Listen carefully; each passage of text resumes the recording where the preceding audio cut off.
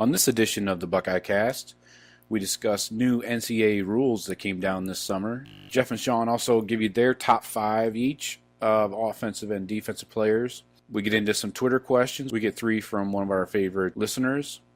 And there's a little treat for everyone at the very end of the show. Here we go.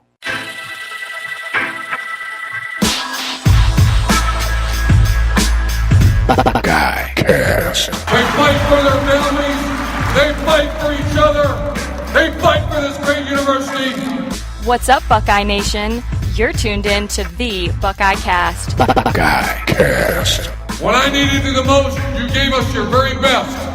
These fellas were born and bred in the Buckeye State. Handle your business, man. Everything you got. 4 to 6 A to B, 9 strong. Buckeye Cast. Visit us at thebuckeyecast.com and follow us on Twitter, Instagram, Facebook, and YouTube at the Buckeye Cast. Buckeye Cast. Now here's your host, Joe Warwick. A great Buckeye.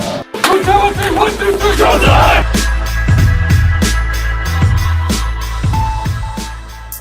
What's up, Buckeye Nation? We are back, as always. Back and better than ever, right? I got Jeff and Shawn with me. Did you guys like that new intro? We just rolled out a new intro. Jeff and Shawn, you might want to check that out. I will definitely check it. I liked last year's. It's better, huh?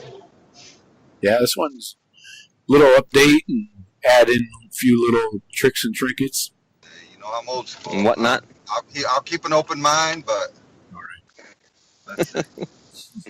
How white of you. So, as always, Buckeye fans, you know how to find us. Subscribe on your favorite podcast app.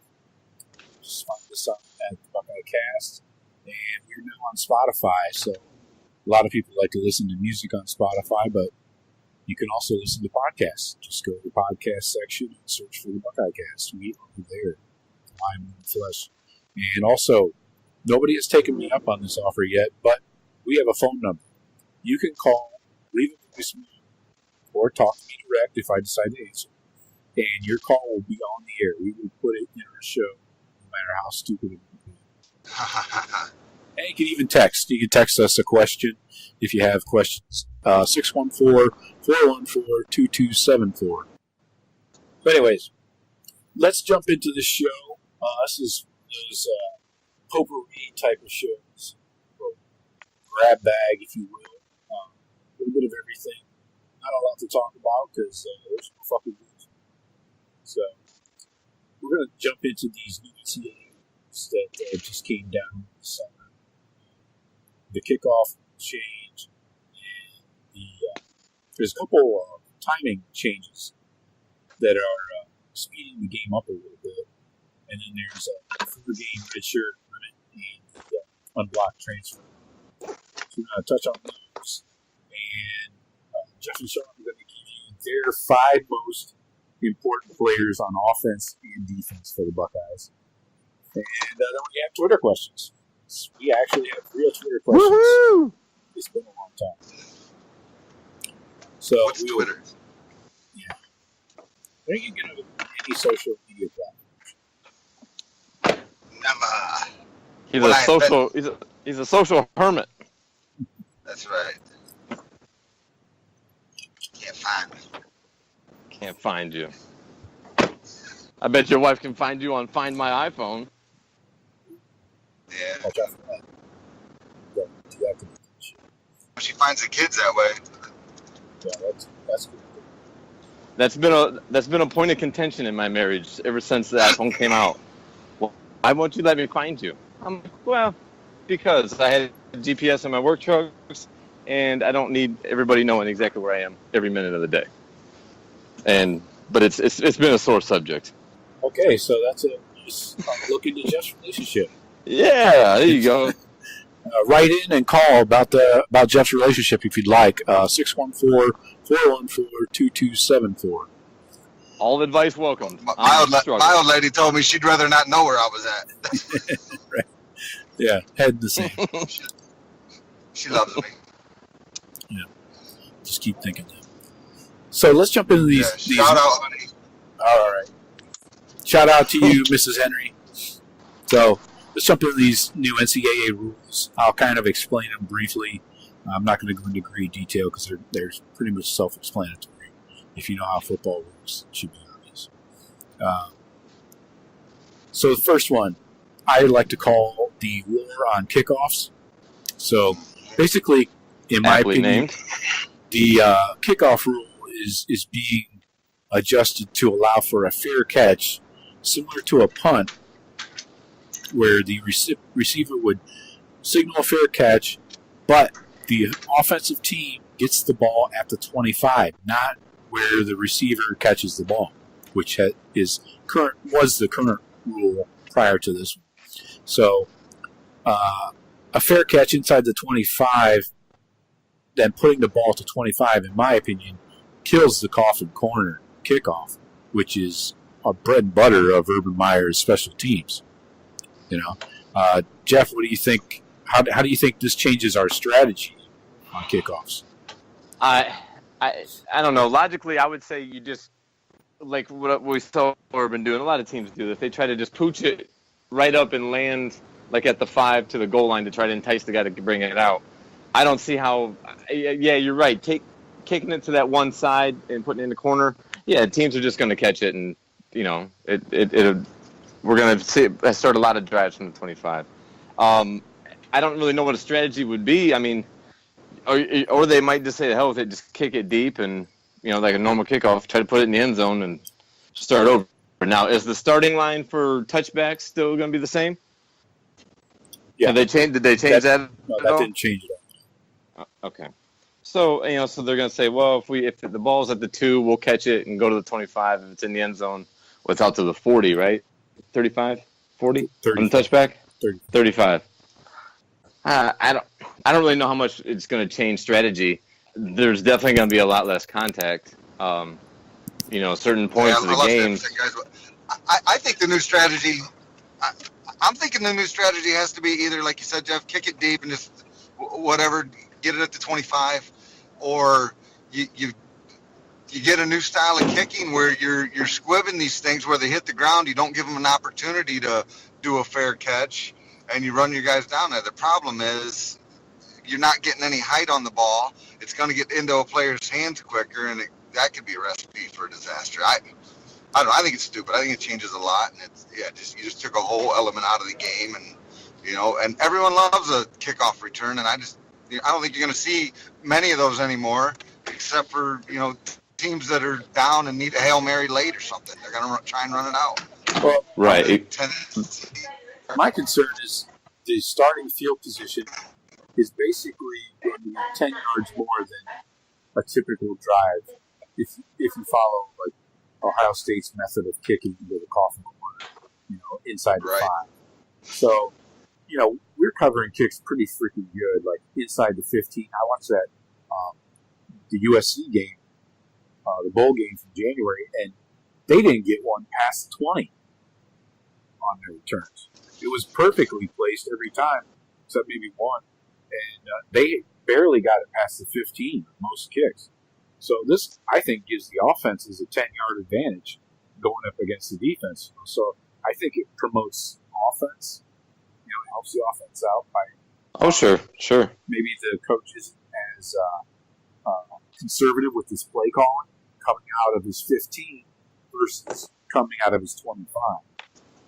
Right?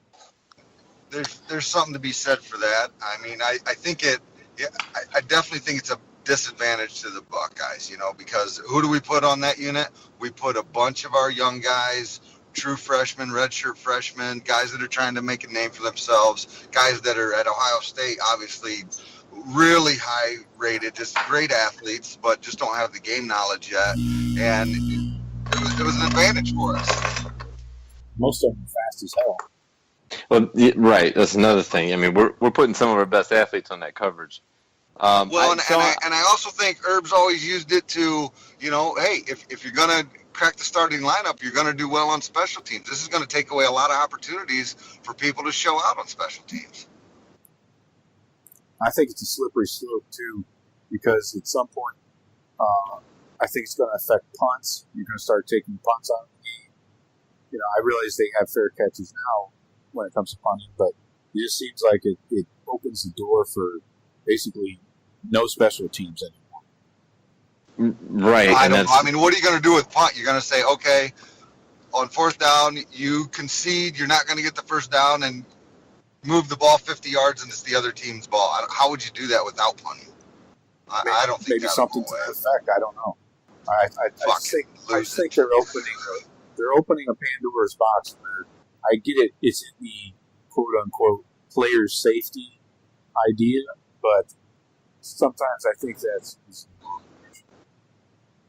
But if it becomes so common, one of the funnest things when you're at a game is during that kickoff, the whole crowd's, screaming,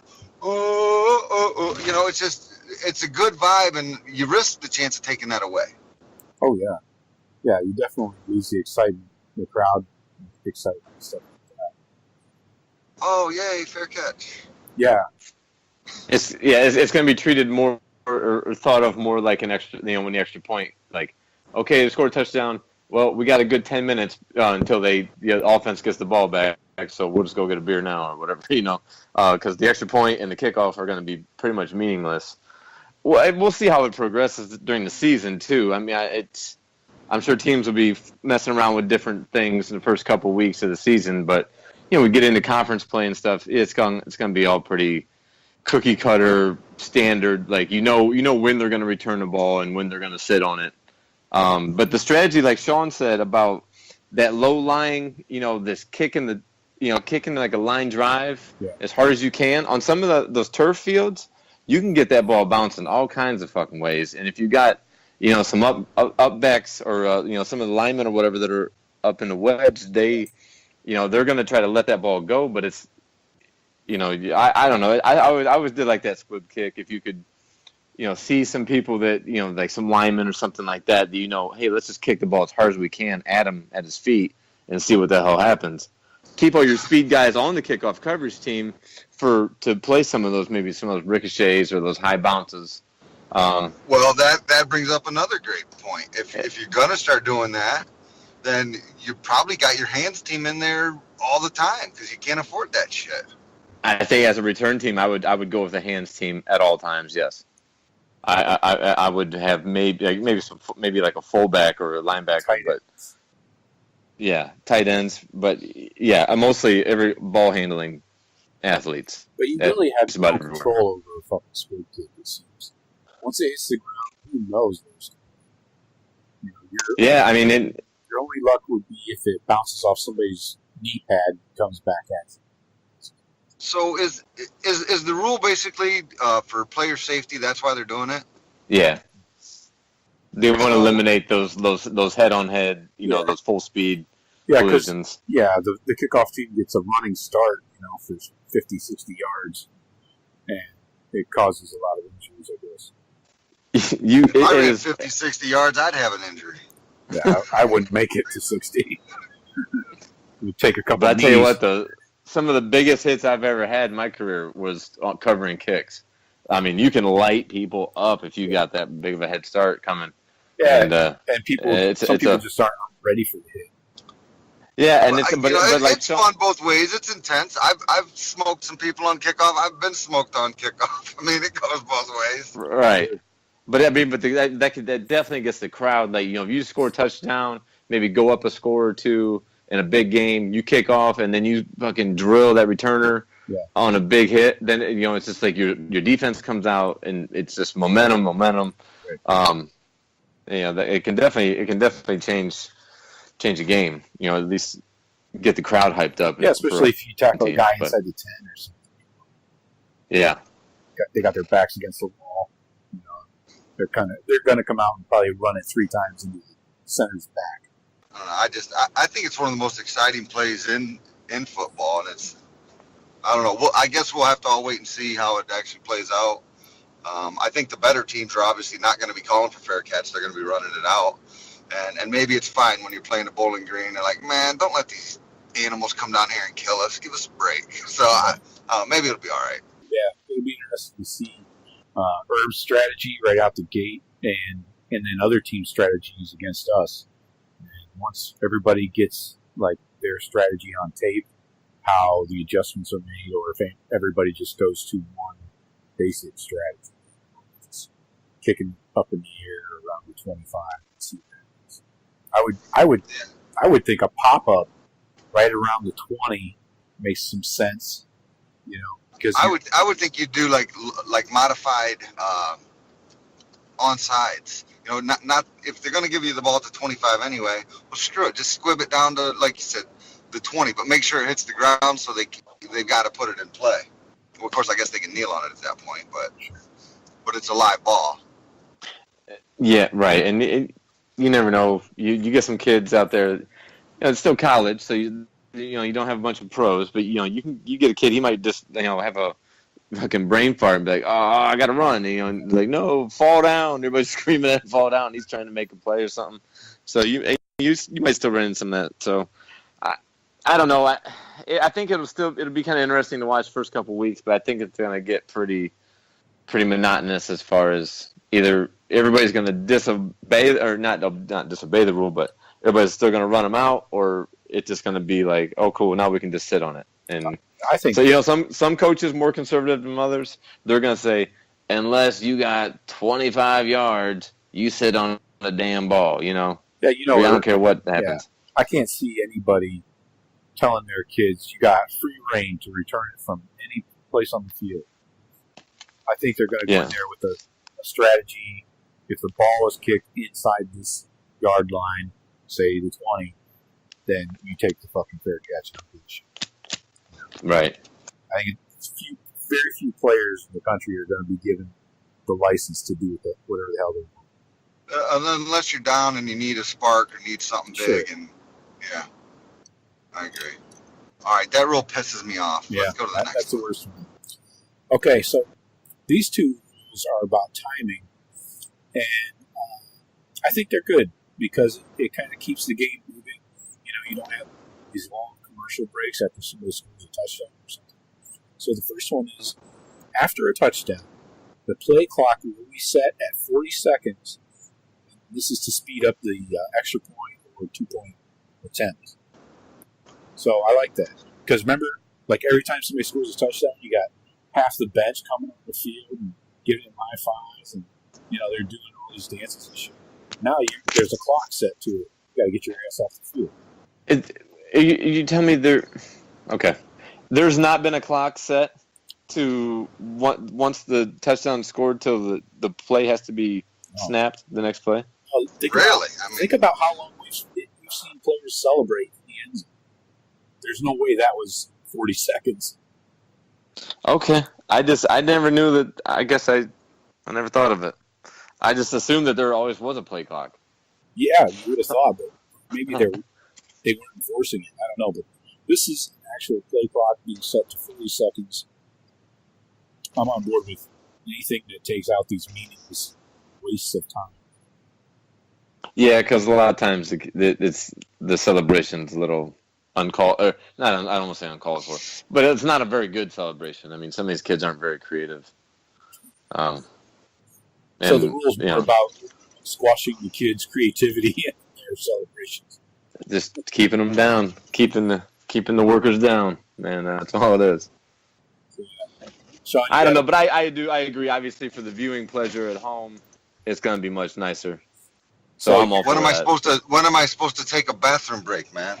Well, you better pitch it. After touchdowns, that's when I haul in there, man. Get a DVR, man. You can't pause it. Then you fast forward through the next breaks commercials, and boom, you're right back at live. I live live, Jeff. I live live. Yeah. All right. Henry with the quote of the day. So yeah, you can get to your fair catch kickoffs much quicker. You don't have to wait. That's right. So exactly. The other one that I think it makes sense, and I don't know why this wasn't installed already, is following a kickoff, the play clock will be set to 40 seconds to restart play more quickly.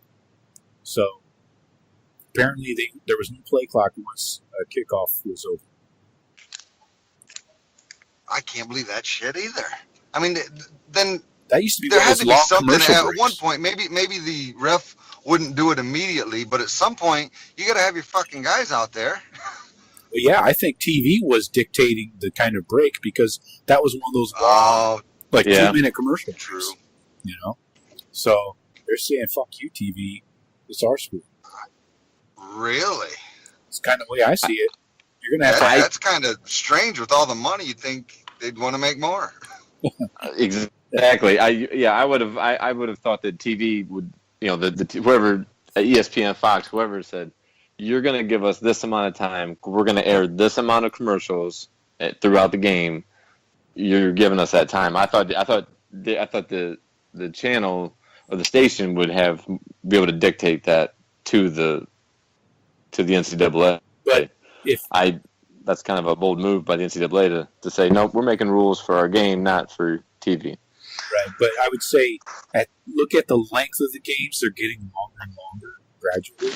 Not by a lot, but 10 to 15 minutes over the last few years. They're getting longer. We have instant replay now too. Reviews. They made a correction on that where you don't, where clock keeps running where it didn't after certain situations. Now I think because the games were getting so freaking long. Oh yeah, I mean, was the toe inbounds or not? 5 minutes later, the 8-yard completion counts. Well, what the fuck, Yeah. Yeah. So, but I'm saying it helps TV to have this continuous stream of play without all these big breakups of time, because people are not hanging around for the entire game as long because it's stretching so long. I don't know. I love it. It's like less time that I gotta hear the wife because she knows when the game's on. Zip it. So I love the long games. I try to watch. I wish football just ran on a loop for 14 hours. Touchdown. Okay, honey, you got 40 seconds. Right. I'm watching the clock the whole time, and you're done. Back to the game. Get yourself a whistle. Right. Like stopwatch. Just be up there, hold it up in the air. Click. All right. So another big is the 4-game redshirt. So now this is big. You can play anybody for 4 games. They don't lose their redshirt. 4 games in one season. So this opens a lot of questions for me. Like, when do you choose to use a player? Do you use him early in the season, late in the season? You wouldn't want to waste it in garbage time, would you, originally, to see if he can play in the big stage, or just save for a big game. I think there's a lot. I think almost all of that will be determined. Like all of it's on a case by case basis. Where your depth is on the team. What kind of player is he? I think all that factors. And some kids just won't be physically ready when the season starts. But I think if they could say, or like say a kid plays, or anybody even plays first game, gets injured, like what Sprinkle did 2 years ago. Blew his knee out or whatever. First quarter of the first game. If you think that guy can really help you later in the year, well, shit. You can play him 3. You could potentially try to play him later, up to 3 games, and if he's not healthy, then you say, all right, well, then screw it, and we'll just redshirt you. I think there's going to be some kids that they're going to start right away and say, hey, can this kid play or not? And to find out, and if not, then they'll just shut him down and say, well, you need another year. Other people, I think they might be waiting. Hey, this kid's not going to be ready if the season starts. Let's make sure he's ready to play those last 4 games of the year. Who do we have right before Michigan this year? Michigan State?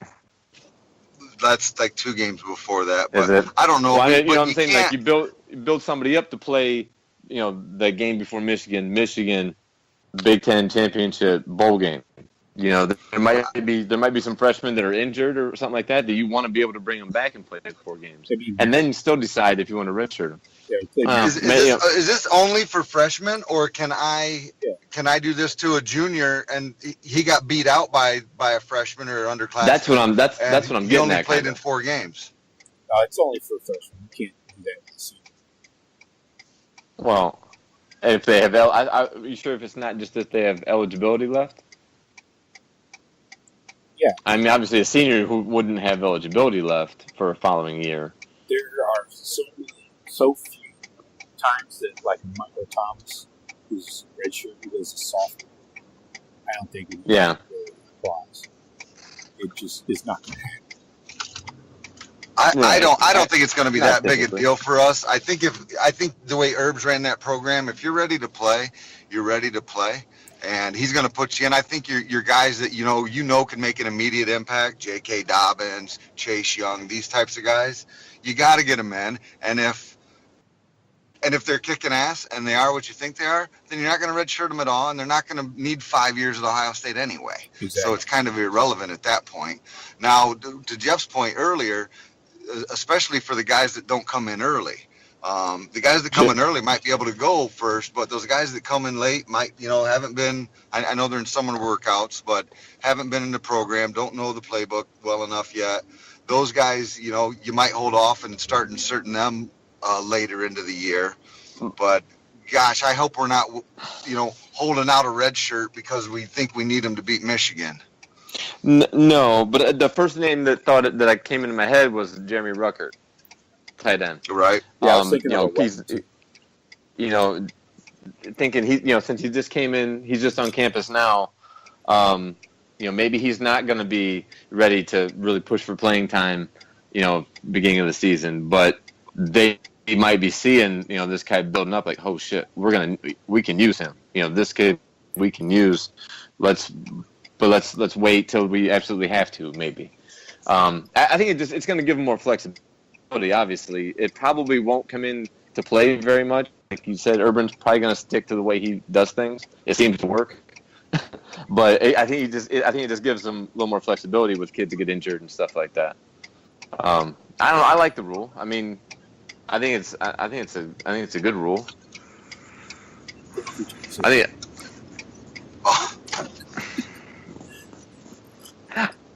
Putting the clock on is like 60 minutes. Sound like a Pinto. And now that's the countdown for how long you got to fucking ramble, Jeff. Nice. That's what we need is clock for each of us. Kind of like Jeff's 40-second wife clock. My question though is, what if you got like some fucking speed demon? Like, I can't. Jalen Gill. Yeah, a Gill maybe. He's a little small, but yeah, say somebody like him, and you save him for like the Michigan game or Michigan State game, whatever it might be, and this kid just creates havoc because the defense has never seen him, and it's one guy they got to accommodate. Yeah, but I don't know. If he's that different and that special, maybe, but I don't know. I just don't see it. So now I do love it for the fact, because I don't know what the rules were for a medical redshirt. So you got a kid that goes out there and plays 3 games where in the past his redshirt's gone and he gets hurt. It's like, well, he didn't play his 5th game, so he's good. Right. You're saying that shouldn't count for a medical redshirt. That should still be under the new rule redshirt. That's right. What you're saying. Yeah. And then if he got injured the following year, then you could burn his medical red shirt. Exactly. Yeah. Value in that, I think, and that's looking out for the kids. Yeah, I would anticipate, beginning, we're going to see a lot of freshmen playing, at least first game or two, because why not? Because they can play up to 4 and still redshirted. So I think Urban's going to put a lot of kids on the field and see who does what. So I think you'll get to see more of the younger kids playing earlier in the year, I think. And the ones that, maybe just look like they're just not ready, then he'll make that decision before the 4th game is over and just redshirt them. But I think we'll get to see some of these recruits. I think it's going to fluctuate per kid, really. I mean, I don't know if teams are going to have a set program like, okay, this is going to be our rule for freshmen now because of the new redshirt rules. No, I think it's going to be on case by case basis. But I do.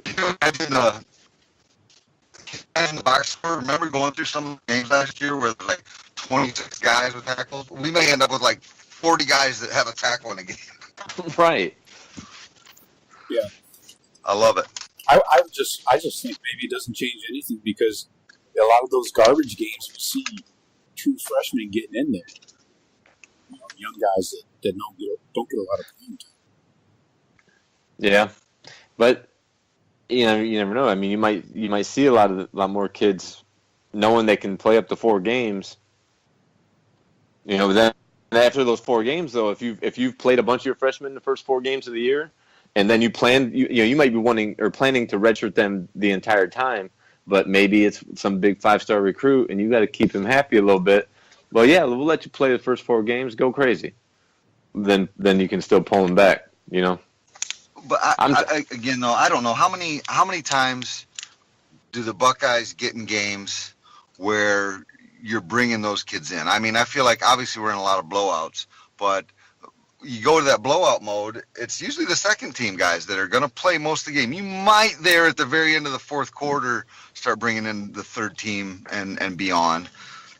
But, I mean, unless you're on the 2 deep, you're not going to play a lot. I don't see it changing much for the Buckeyes because otherwise it would hurt recruiting to say, yeah, you'll play in 4 games maybe, but that's it. What kind of kid wants to hear that before they play 2 games? Well, and that's why Urban will stay with this thing. He's like, hey, we don't redshirt. We'll put you out. If you can make the 2 deep, we'll put you out there and play you. And if you can play, you're going to play. We're not going to redshirt you. Yeah, there might be some special cases, but you're right. No coach is really going to change their way of doing things. I wouldn't think. I thought I heard Meyer even make a quote that we don't end up with a ton of 5th-year redshirt guys. No, you either got passed up or you went to the pros early. Yeah. Or you're JT Barrett. Right. I mean, we're not going to have very many JT Barretts coming. I don't know. Well, actually, that's the one position where I could see it being useful because Meyer's quarterbacks, to me, don't always translate to good NFL quarterbacks.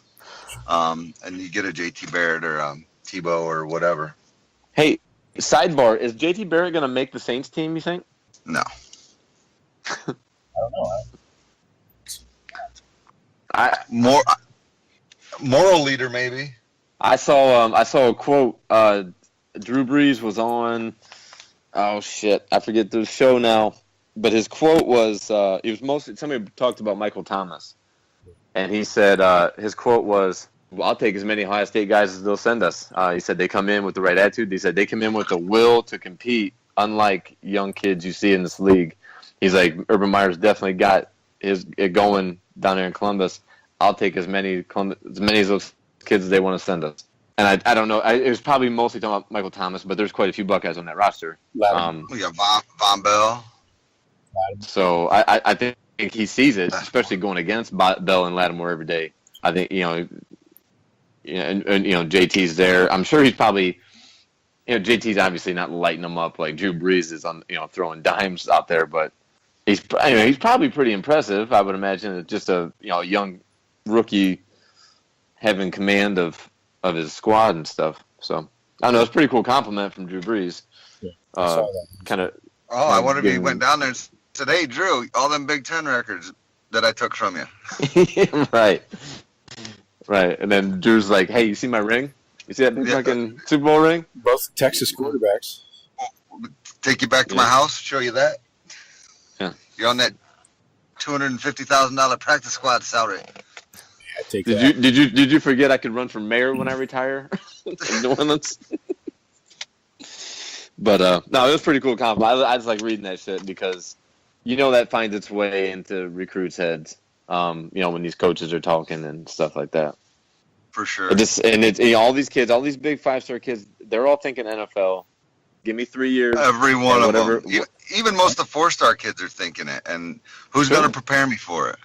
Yeah. That's what they say. A lot of them, the smart ones especially, when they're interviewed right now, like say the 2019 and 2020 kids that I interviewed, they're like, it was not just going to prepare me for the NFL, but also life after football. Smart Real life Wednesdays? Yeah, exactly. It's a perfect example because I don't realize only 1% of college football players make it to the NFL. Yeah, but about 50% of Buckeye scholarship kids do. Yeah, the percentage is higher But- to go to a blue day. For sure. Right, and that's what kids, that's why Alabama, Ohio State, Oklahoma, I mean, yeah, they're like, well, yeah, maybe 1% of all them thousands, but I know 10 guys off this squad will, and speaking of Alabama, I think we're going to see Alabama in the playoffs again. I'm calling a rematch. All right, you heard it here. Hope we got tape running. Shawn, did you start the tape recorder? Just throwing a little light one out there. Oh, we're not recording these? Yeah, you're supposed to start the tape recorder for any Shit! predictions. Damn it. So let's finish up these NCAA rules before we get into playoff talk and who we're going to be. So the last one is unblocked transfers. So the NCAA Slippery slope. really didn't have it against transfers. So this kind of reminds coaches and conferences that transfers should be unblocked, like Gene Chizik at Auburn, Gus Malzahn. So the conferences still, I think, have the ability to install their own blocks if they want to, But at least this is an NCAA regulation. For what it's worth, I don't know if it'll change much, but it is bullshit when you see these players want to go to a team. And I think of the Buckeyes, of course, and Antoine Jackson. He had to go play a fucking 4 year at a JUCO when he was a D1 player. He's playing at Auburn. That is Well, horseshit. then, 'Cause I don't know. Auburn didn't I don't. go to Ohio State. Then don't make a shitty decision where you're going at first. I don't mind holding them a little bit accountable for that. I don't. And like Jeff said, it could get to be a very slippery slope. What if, what if Larry Johnson's, or what if Warner, who's now Michigan's O-line coach, was recruiting a kid from Ohio State, and he was actually playing for Ohio State, but I mean, this guy thinks that Warner's is like a father figure, and you got 3 O-linemen that transfer to Michigan and are playing next year. That's fucked up. Right, he says, So I hey, think I read it on one of the maybe 11 Warriors or something. They were talking about what if Scott Frost brought his fucking quarterback with him to Nebraska, and half that team that can play. yeah, I get that. That's what That seems like not like. It seems like worst case scenario. I can't see that. oh, sure. Well, So but it can. I mean, the first time a coach it can and it will. He takes the star quarterback with him. Shit, it will happen if it's open range like that. Because some of those coaches don't have the morals that they act like they do on TV. Oh, And they're trying to get that golden parachute fucking $60 million buyout fucking contract, guaranteed another $50 million. Whatever, these coaches, if you get one D1 college football job, you're setting yourself up for life. And if you win, oh shit. I mean, you're just fountains of money the rest of your life. So and then can kids do it over and over again? Can I play for, you got Baker Mayfield, I'm a stud receiver, okay, I'm playing for him. Oh, he graduated? Okay, now I'm going to go play for this stud quarterback. Oh, that guy's gone? It just can get ugly. You still have to sit out unless you graduated. You still have to sit out? Yeah. This is not carte blanche. You can just go to 4 colleges in 4 years. Oh. It's just unblocked. The transfer is unblocked. Like Auburn can't block Antoine Jackson from going to Ohio State. Oh, okay. I misunderstood the rule a little bit. Yeah. Okay, yeah, I'm for that. Conferences, I think, should be able to still, because I don't want my guys going to interconference necessarily, but out of conference, okay, I like that rule. I can get down with that. Yeah. Me and Henry were going down the wrong road. Yeah. You guys always take things down the negative path. But, I mean, there still is a chance, though, like someone, again, said, like when Frost went to Nebraska here, okay, what's to stop half his players from coming? Or just the ones he wants? All right, guys, come on over.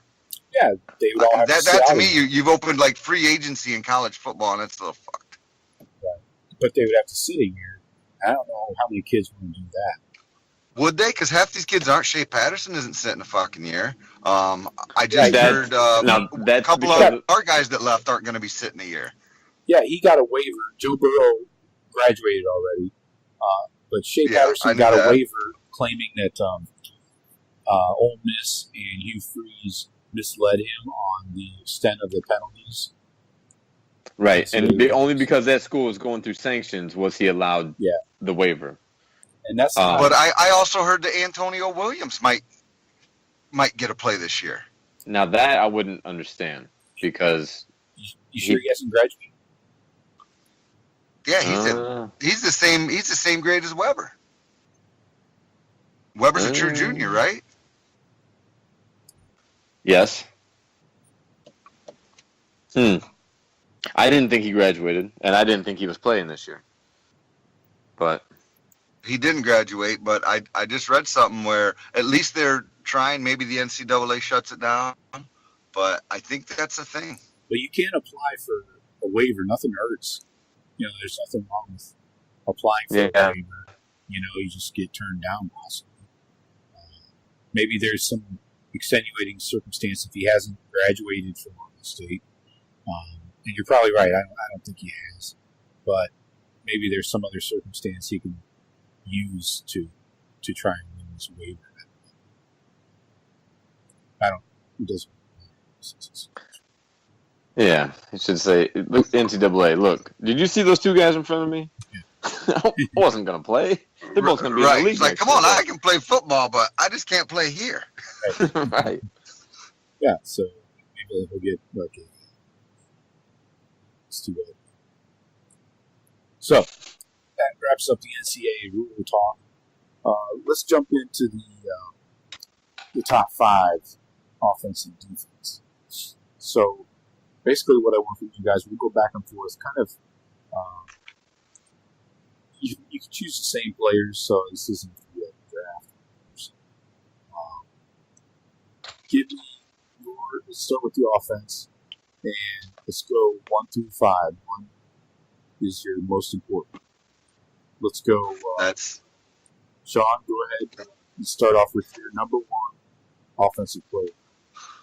well, that's easy this year. And if you guys disagree with me, then you're idiots. It's Dwayne Haskins. Our whole season is going to be Dwayne Haskins. With the Burrow and Burrow transferred away, the world is on Haskins' shoulders.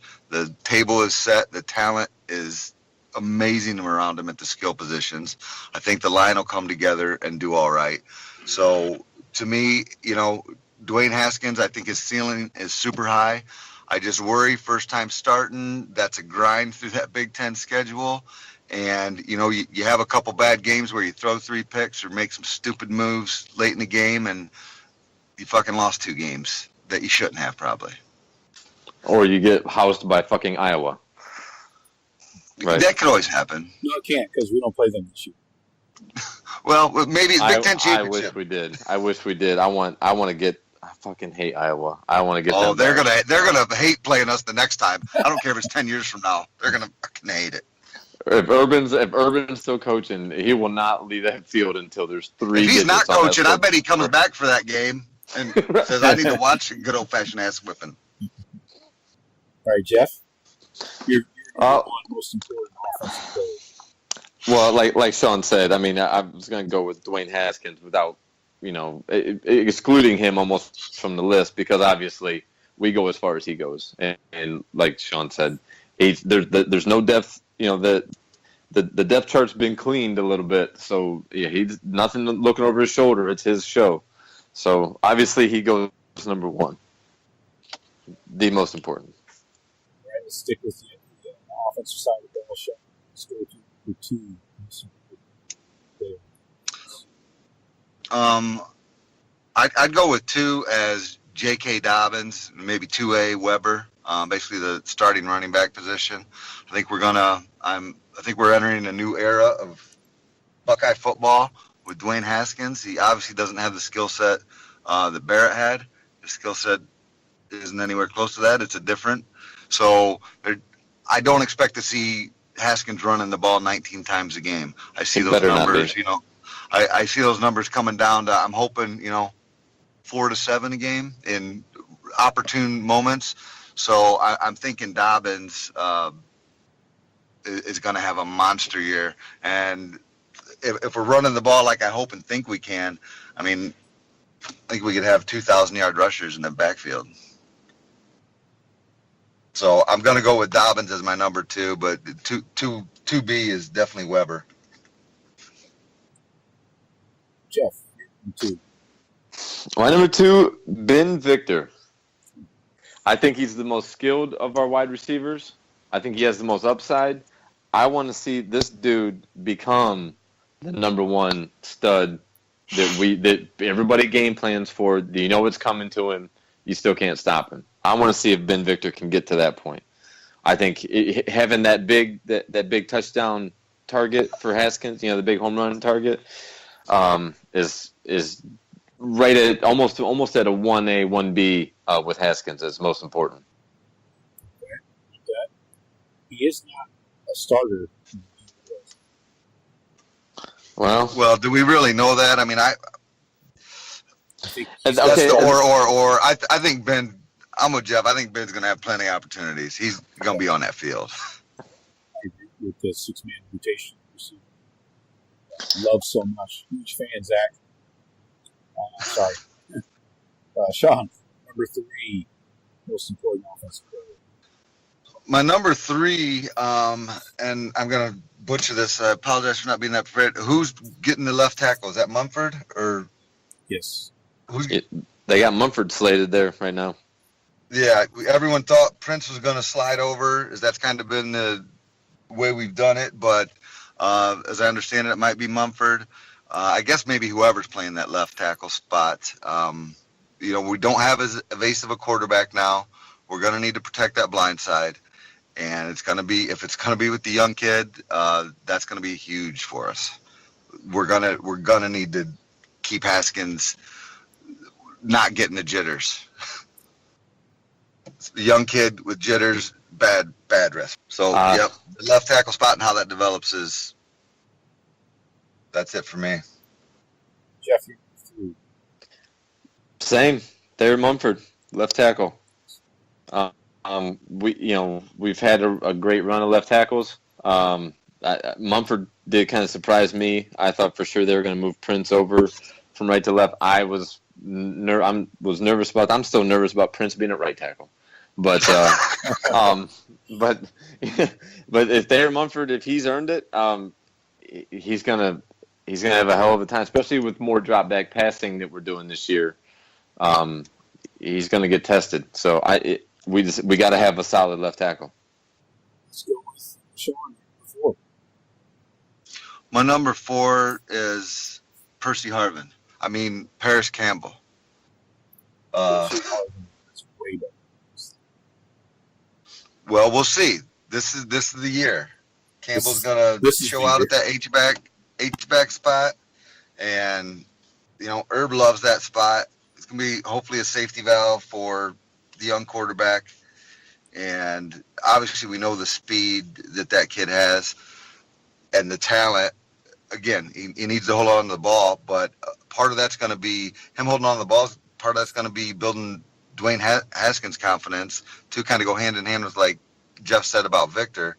All these guys are going to have to do a little bit better job than what they've done, Zach. So coach them up. But you know how much we rely on that H-back position, and I think we'll continue to. And Paris has all the talent in the world. You just got to hang on to the damn football. Jeff, you're number 4. Ditto. Paris Campbell. I'm looking at my list. It's following Shawn right down the road. Paris Campbell, yeah. It's that position. It's that Cadillac position that he just has to be a star. He has to be. If he can catch the ball, he has a chance for a huge breakout season. The kid has the size, the speed. He has world-class speed. Mm-hmm. If you put the ball in his hands, he is gone. He's just getting that connection. It's just mind-blowing how he has not improved in 3 years. them seeing his production, especially last year, because last year was really more of a breakout year for him. Because I think they're going to continue. Kevin Wilson another year in the offense, and Aaron Day. I think they're going to figure out more ways to get him the ball easier. He's still got to catch the ball. I don't know how many touchdowns are we up to that he's dropped in the last 3 years. 5, 6, maybe. Just passes alone. I mean, I'm talking about just touchdowns alone. The passes, yes, are, the 3rd and 5, and you drop it at the first 7-yard gain. Those kill us too. But he's got to make that jump. If he doesn't, then I think you just go to DeMario or somebody else to run that position. But even if he doesn't make the big leap from last year, he's still a hell of a weapon to have. Defenses are going to be knowing where Paris Campbell is on the field for sure. They just don't need cover him if he goes out and well, but anyway, I think I got Shawn on the last one though. We'll see. Shawn, you're number 5. There's no way you got my guy. If you got my guy, then you are genius level. I'm take number a picture 5 of what I've guy written right now. My number 5 guy that is going to amaze Run DMC. This is it. Oh. I don't know where, how, but he's getting on that field and he's going to wow the shit out of us. I hope H-back, so. slot receiver, little running back, whatever you got. Change of pace. Yeah, I hope so. I love watching the dude whenever he has the ball in his hand, or in open field. He's got to be a little bit bigger now. He's got to be a little bit healthier, hopefully. I agree. That is not the guy I had, Shawn, but I hope to God we do get to see him. Well, who do you got that's better than my boy? My 5th most important offensive player, Jeremy Ruckert. Oh. You're all over him. The hype train. The hype is huge with this kid. I didn't have much faith in him coming in producing right away until I heard everybody talk about it. Doesn't matter if this kid's here for spring ball or not. He's coming in and he's going to make a difference. Hopefully he stays healthy. I think I picture him. I think he's a more athletic Gesicki from Penn State. And that dude. I know why Ohio State wanted him so bad. You can't guard him. I think he's gonna. I think Gesicki's gonna. I think he's gonna make a hell of a pro player, just because his ball skills and his size. And I think Ruckert can be that, if not better. My only question with that, and I love it, and I love Ruckert, and think the kid's got a ton of potential, but I'm still not convinced, and I don't know how Urban does it. We don't fucking throw to tight ends. So how do you get like these best tight ends? We got a tight end room that's like top guys in their class for the last couple years.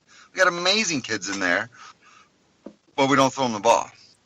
Is already been given the starter position.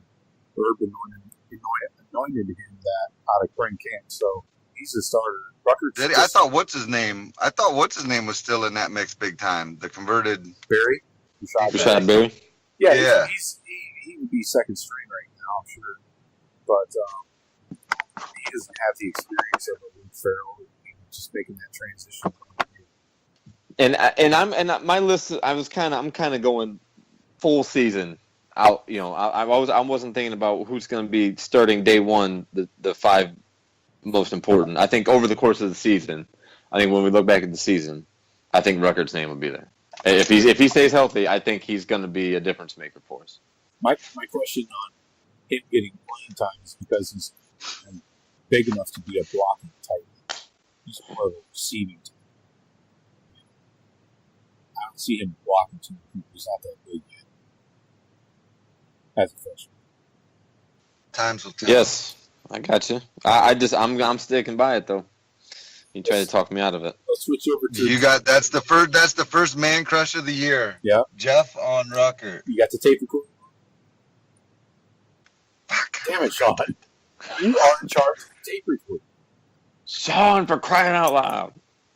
Let me rewind my cassette here. While While you're doing that, let's go to the defensive side of the ball. Let's see, since Shawn went first on the offense, Jeff, you can go first. Kendall Sheffield, cornerback. Oh. He's the next one. He's got to be. You started with a corner. You look at this defense, some new names, some guys that played a lot last year, but coming in starting roles. I think Kendall Sheffield just needs to be that lockdown Marshawn Lattimore, that Denzel Ward, that Bradley Roby, that guy. That has to be that guy. Our next number one pick. Keep that streak moving. I want to see him take control, be like the defensive leader, and just be that lockdown dude out there. Okay, well that side of the field shut off because Sheffield's on. So you're leapfrogging David Burnett and saying Sheffield is number one. Oh, by far. Not even fucking close. I'm You are wanting such an him. Arnett hater.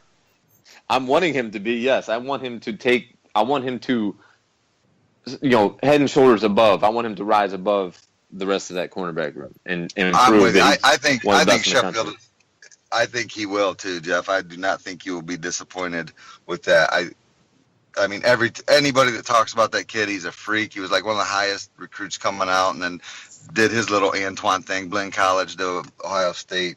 I think the kid's he is going to be locked down.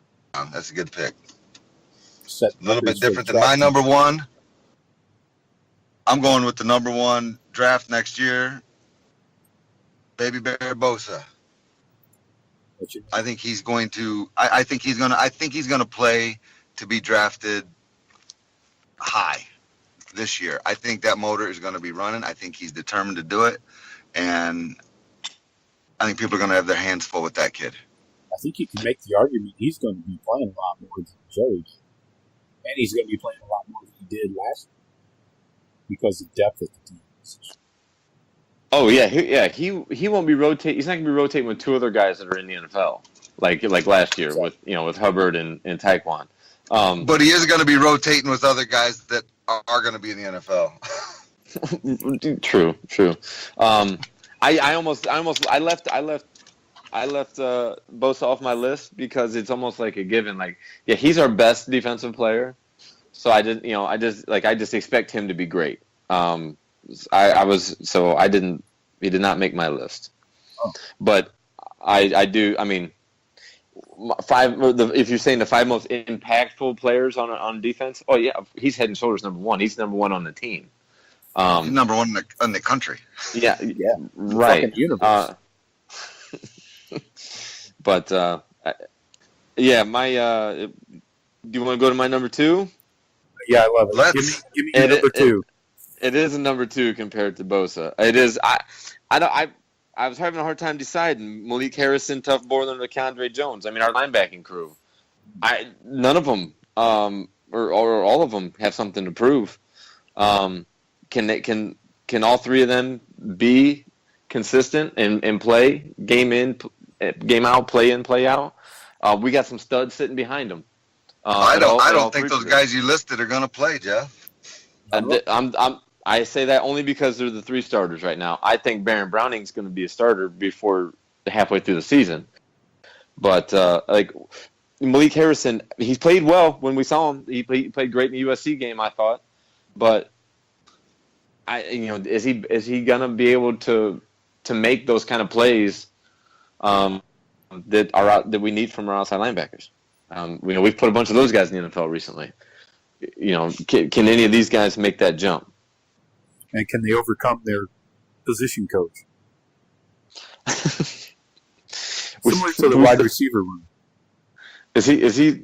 Did somebody need to wake him up? Is he napping in the fucking players' lounge? If I see fucking the fastest linebacker playing middle linebacker, I'm gonna lose my shit.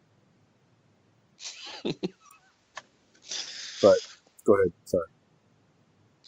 No, the linebacker's obviously a huge question mark right now, and the talent's there. Someone's going to step up. It's just, gosh, don't let all of them fucking take 3 steps forward on the play action every fucking time. Jeez. I want some guys with some instincts. My boy Pete Werner's going to get in that shit at some point. He could, yeah, I think so. Who's your number two? I think Browning and Warner. My number 2, I can't say anything that ain't already been said about Kendall Sheffield. I agree with Jeff. Kendall's, to me, he's an NFL cornerback right now. He's just going to have to refine his stuff right now. He's faster than anybody. He's stronger than anybody out there. I think he's going to be a man among boys. You'd be stupid to throw it his way. And I'm with Jeff. I think he's going to be a top 10 pick next year's draft. So you guys are still down on Arnett. Why is that? He's started for like 3 years. Or been in the rotation for 2 years. I don't know why I'm down on him. And he's Bosa's teammate, right? From St. Thomas? Exactly. I don't know. I'm not necessarily down in the kid. I'm not slighting him by saying I think Kendall Sheffield would be one of the best in the country. I'm not really slighting Arnett by that. I think Arnett is serviceable. I don't think Arnett is special, and I frankly think that Okudah and Wade got a lot higher ceilings both than Arnett. Well, I would say, yeah, I agree because Arnett is the smallest of those 4. Sheffield, Wade, he's the shortest. He's what, 5'10", 5'11"? I mean, Denzel Ward was 5'10", and they took him, 4th in the draft? He's a great cover corner. I don't know if height, I don't know if it's just size. I think, well, we'll get to my list here, but go ahead. Number three, Jeffrey Okudah.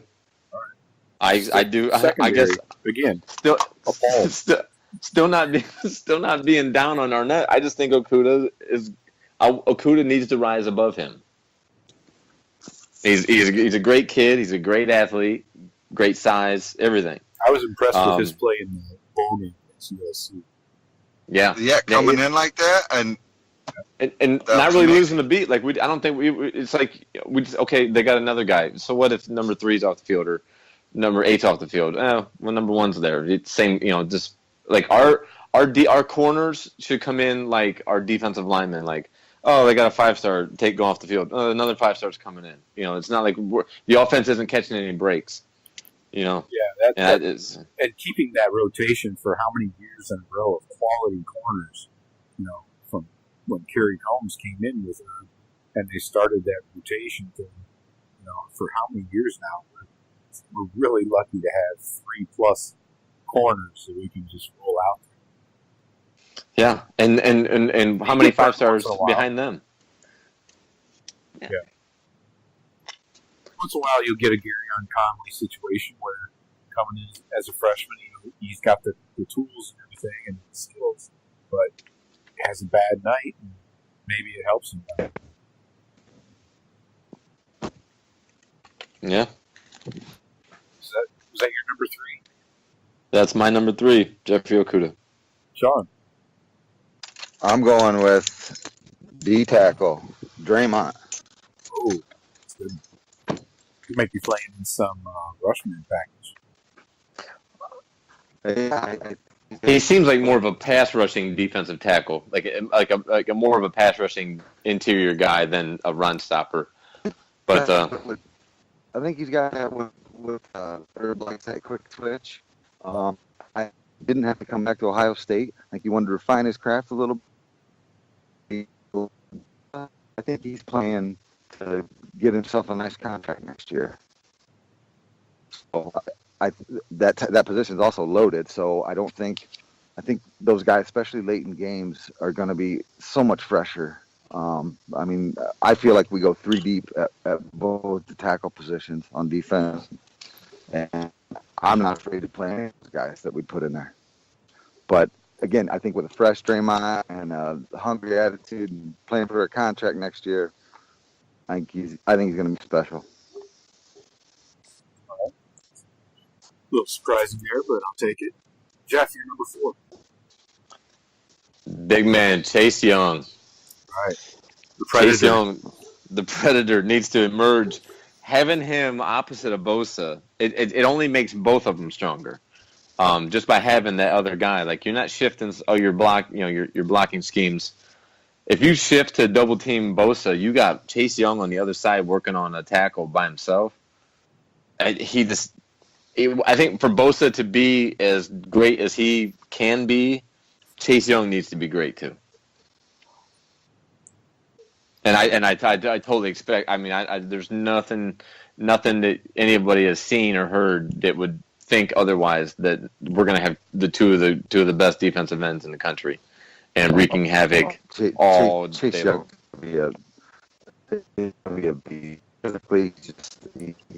You know all them scouts and coaches and.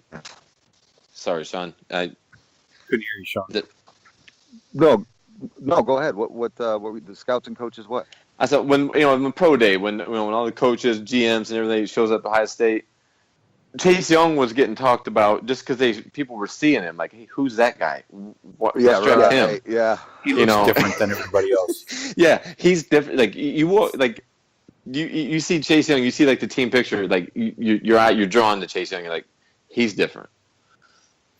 So this could be we actually had the same one, but now I'm changing my number 4, Jeff. Love Chase Young. I agree with everything you said. Him Bosa tandem. How are you going to deal with it? But on top of that, who I had a man crush on is Coop. Coop is damn near. I mean, he's just in my mind just a notch below Young and Bosa. And when he comes in, he is not going to be trifled with. You're going to see. I don't think any of them are going to be quicker off the edge than Cooper. He's probably a little bit lighter than him. So that's my boy, Coop. Okay. That's a good choice. It'll definitely be. Well, I mean, you know how they've run it the last few years. We need that depth across the D line, and it's good for everybody. This is going to be this could be a huge catapult kind of season for Cooper, Chase Young. These guys to really, make that jump from, kind of garbage time, kind of sometimes not playing in the most important situations to being those leaders that have to play more snaps and in those crucial downs. Right. Yeah. I mean, because they're getting mop-up duty, but I it's been proven. These guys you don't need to be a 3-year starter or a 2-year starter at Ohio State to go pro. A lot of these guys will come in, they'll play their 1 year as a starter, and boom, top 10 pick, Marshawn Lattimore, Malik Hooker. These guys. If you're a 3-year starter, you're probably actually not even going pro. Like the scouts don't even look at you. Oh, you played 3 years at Ohio State? Why didn't you leave after 2? Right. Exactly. It's like we either screwed up our recruiting to keep it that you started 3 years, or something went wrong there. Right. Well, yeah, unless you're a starter, obviously those guys play 3 years and go. So let's get to our number 5, Jeff. Well, for number 5 it's not so much. I mean, everybody, all the guys, all the starters are important and everything. Number 5, I went with more of a question mark. Can Dante Booker stay healthy and help us? Can he contribute? A great potential. I think if he's healthy, the dude he's a hell of a player. But I guess he's more of a question mark of, can Dante Booker perform? Can he? He's the one with the biceps, right? Like ripped them twice. That's Hilliard. That's Hilliard. Oh, that was the 5-star Justin Hilliard. Yeah, he's a 5th-year senior. Last year he's mostly a special teamer. Booker came in that class with Hubbard and them. Big athlete out of St. Vincent, St. Mary's, I think. A great athlete playing that outside position. Hopefully, if he can stay healthy, and I think he could be a huge impact player for us. I think he'll get playing time. I mean, but it's hard to say that he can. Can Malik Harrison keep his job and keep Dante Booker on the bench? They kind of, they're going. My number 2 and number 5 are kind of bouncing back and forth. What are we getting from? Pretty much, what are we getting from our linebacking core? What are we getting from our linebacker coach? Bang on this guy all night long. I'm gonna start my own Bill Davis podcast. Maybe Cooter from down south will weigh in. My number is question 2, and I'm going with the field safety position. Who's ever going to step up and play that? And Herb said his biggest concern on defense right now is the field safety. Okay. So I don't know who's going to take that. I think Pryor does, but I've been hearing a lot of good things about that Williamson moving there, or Reap, or one of these other guys. So the field safety position, to me, I mean, that's got to be about the funnest position. I hope someone steps up and has a ball playing that, with the way our D-line's going to operate. And Brandon White's another option. I was wondering where they were going to find the spot for that kid. I think I'm glad. Is best for him. Yeah, I bet he's filling out to be a nice, good size, strong safety. I thought he might even move to outside linebacker, but I'd be interested to see him getting on the field. All right, that was a solid top 5. So let's get into our Twitter questions. We have 3. Jason came at us with 3 big ones. Yes. The Buckeye Jason, you might remember him from last year. His handle's at Jason33887. Question number 1 from Jason. Does Baron Browning get a starting spot this year? We kind of touched on this in the top 5s in defense. What do you guys think, Shawn? By the end of the year, he will be a starter. Too much talent. I don't know how you keep him. Jeff, what do you think? Exact same. Health-wise, of course, taking health out of any of these equations, if he's healthy, I think he earns starting position. I think he's just too talented not to produce. I can't imagine that we really whiffed on that recruit. Pulling him out of Texas. I think he's just primed to take over. He's got a bunch of experienced guys in front of him. And they're nobody's not talented. This at Ohio State. So, but I think he earns enough playing time that they just need to keep him on the field. So yeah, I think by the end of the year he will be a starter. Yes. Yeah, I agree 100%. I think even sooner than that. I think he'll be a starter week 1. I was surprised when looking at the depth chart. I was surprised he wasn't listed as a starter right away. But is he going to be playing that Keandre Jones position or more of the Malik Harrison? I guess that's all probably. I'm sure he's learning both sides.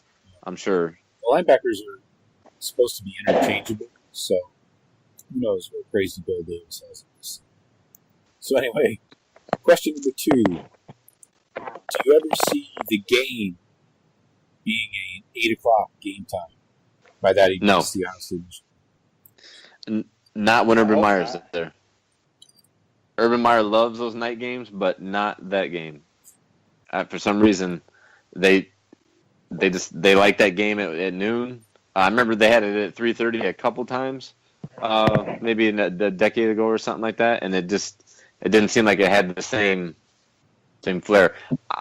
I don't know. The noon game, I think it's just the way it's going to be. I think Urban likes that game being at noon, and I don't think he wouldn't let them change it. They definitely wouldn't change it without Urban signing off. I'm sure of that. So I would say I think I made that comment even before that, or maybe Smith or somebody. Like, the game's at noon. It's always going to be at noon until someone wants to pay him $10 million to play at night, and they're like, all right, I'm done at night. But yeah, you never. Money talks, I'd love to see it stay at noon. I like it. I wonder if maybe a 3:30 might come into play at some point, though. But we had one. We've had a couple of those. It's been a while, like before Urban was there. Like 06, 07. I think Tressel coached in a 3:30 game, or at least one or two, maybe like the home and home. I remember it being dark out after one game that I was at, 06, 07.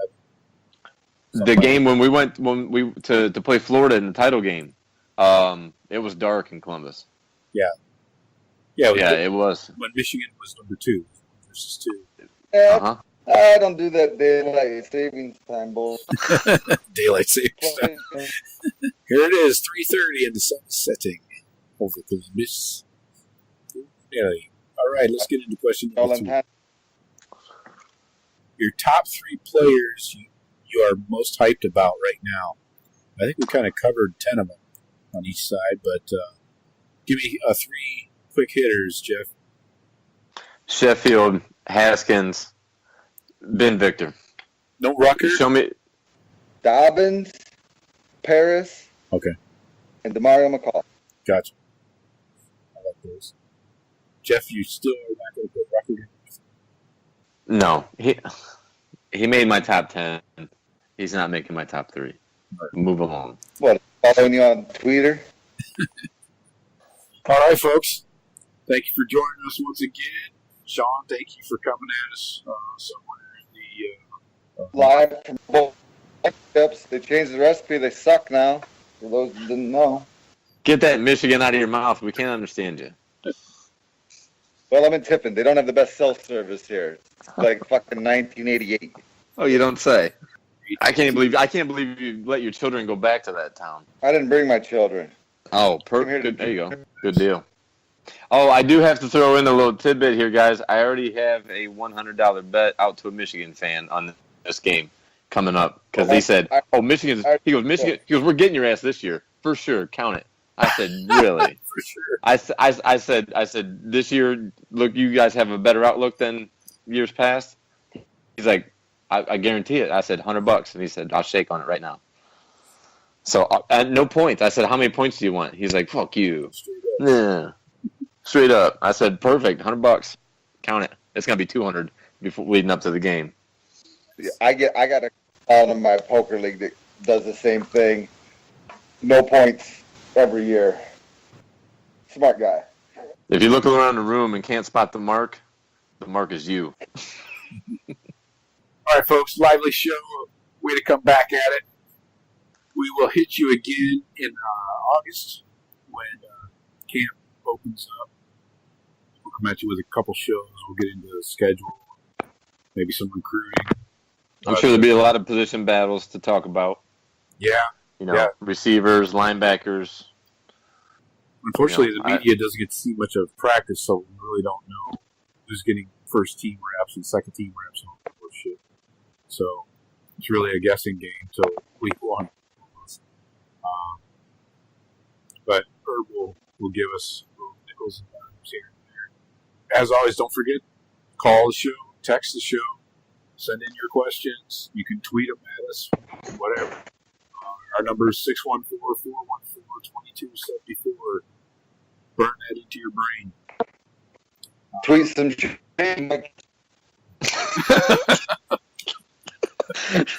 Shawn is attacking robots. Tiffin has been overrun by robots. No, I think they're attacking him. Judgment Day. Droid. Say droid. Yeah. We're getting loopy. It's a Friday night. Bourbon's out. Cling, cling, cling. So anyways, that's ice in the glass, boys. Yep. Subscribe All right, to gentlemen, us. what is it?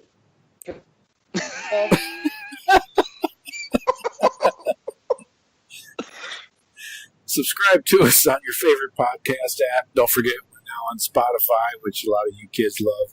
So hit us up, hit us out. Jeff, thank you. No problem, brother. No problem. Shawn, thank you for your Trek It conversation. was my pleasure. You can't get 2 words out. It's Tiffin. Tiffin even eats the fucking soul service that you live in, let alone your will to enjoy your life. Right. I tell you that it's the town. I think it's the town. It's like a black cloud. I love it. All right, boys. Thank you, and we'll talk to you soon. Go Bucks, and stay cool.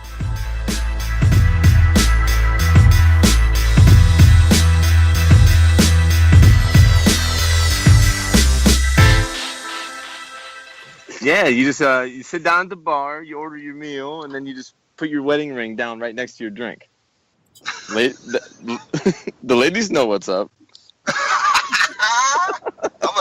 Oh, fuck, I don't ever wear my wedding ring. Me But neither. I'm gonna try that tonight up at Clover Club. You might catch something to come back with you in the Clover Club. Yeah. I live live, Jeff. I live live.